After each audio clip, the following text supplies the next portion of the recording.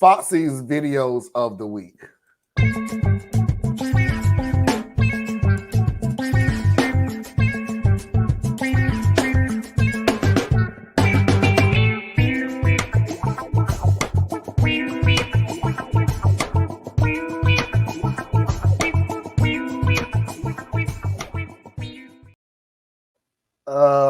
We got plenty of time here, so we're gonna go through some of the things from yesterday and some more new ones today.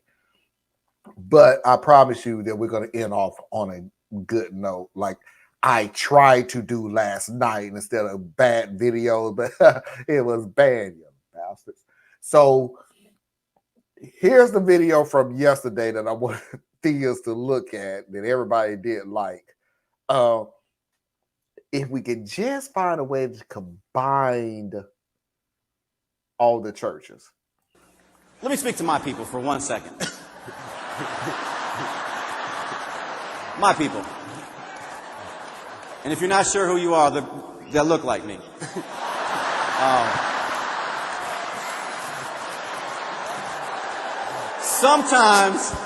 Sometimes we believe enthusiasm and energy is unprofessional.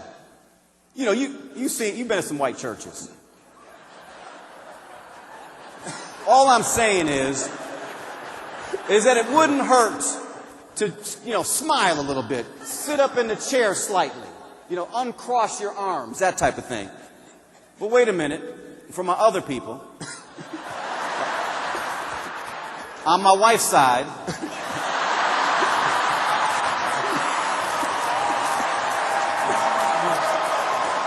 look, it wouldn't hurt to bring it down slightly. If we could meet in the middle, we would be fine.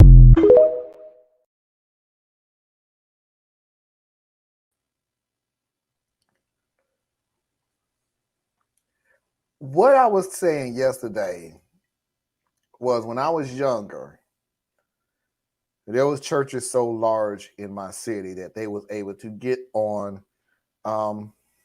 local television, but it was on, in whatever city, the city that I was in. And I was not fantasizing.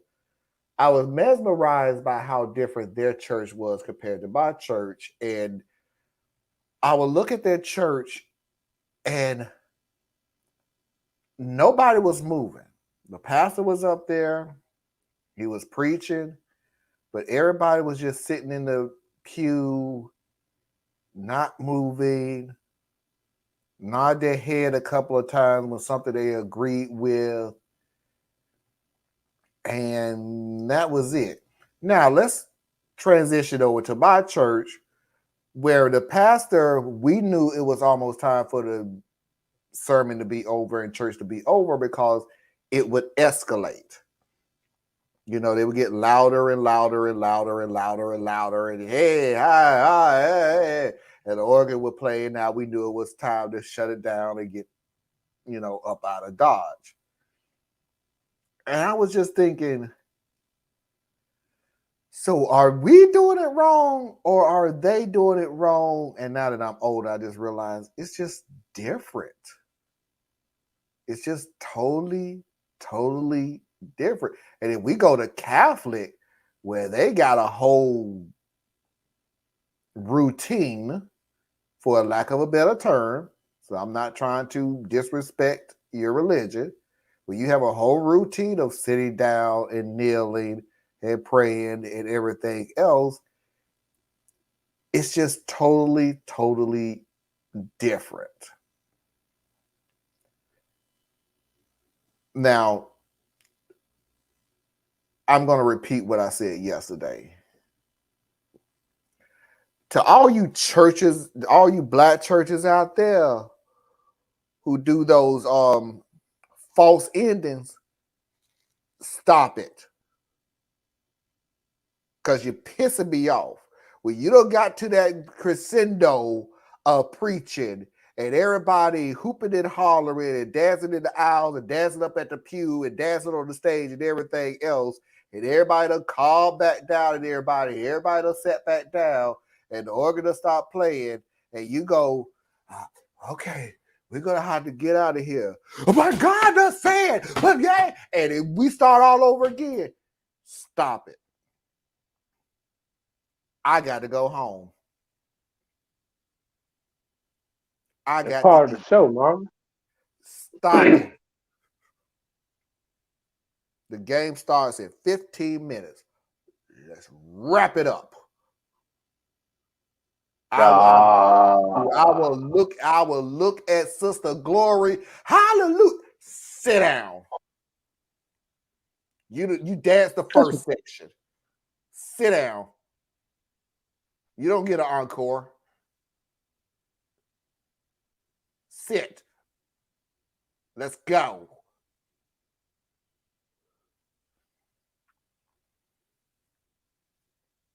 So I'm probably going to be a little more offensive, but I know. So one thing, I'm not going to go into my version of faith or any of those things like that because it's way too long. And if y'all can't understand me on some of the other stuff I done said, you sure enough ain't going to understand my interpretation of my faith. But there's God, the creator. Okay.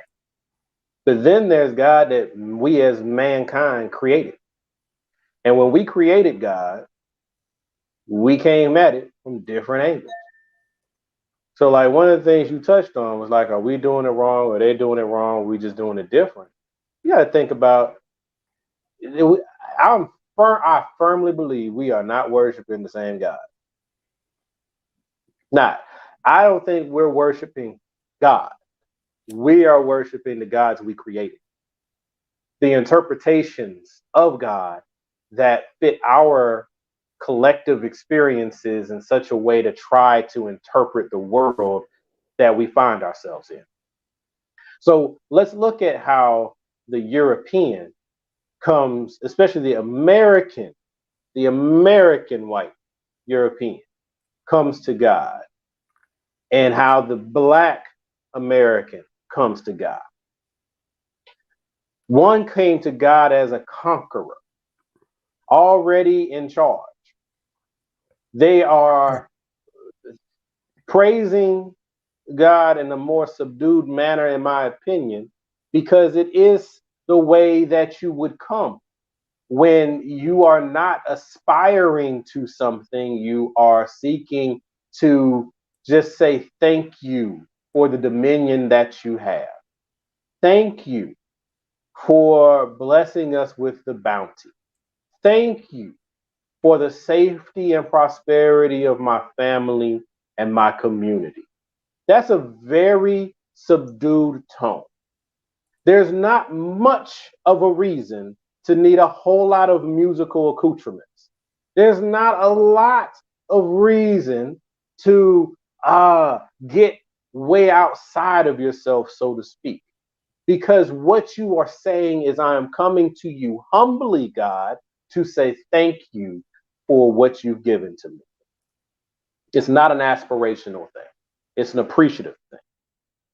Then you look at how the Black American comes to God. God was delivered to us as we were in bondage. We had no control of our lives from sun up to sundown and any time in between.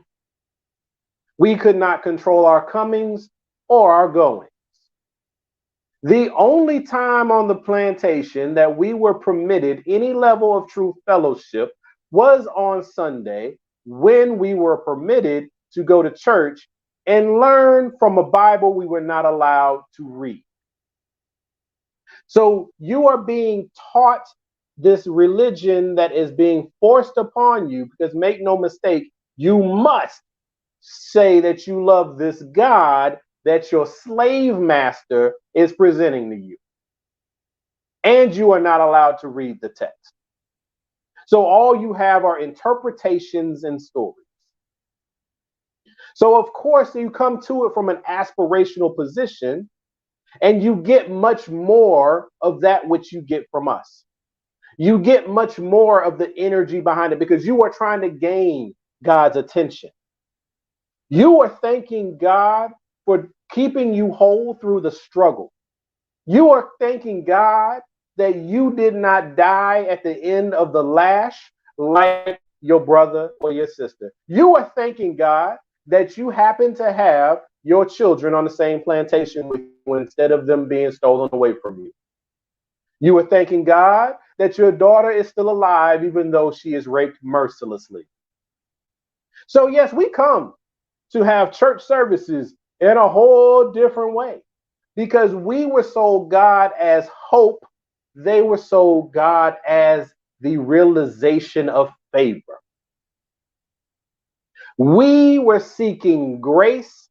They are receiving blessings. So our church services, historically, they just don't feel or sound the same.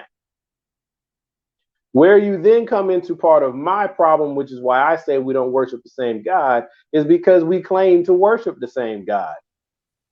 And yet, the benefits are not anywhere. There's no synergy here.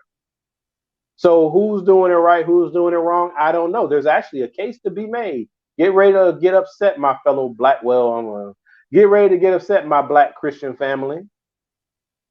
There is a case to be made that we are not worshiping God in truth and in spirit the way that we should, because the ones who are receiving the blessing that is pouring out of the window greater than you could have hands to receive are the people who have been your opposition for as long as you can remember.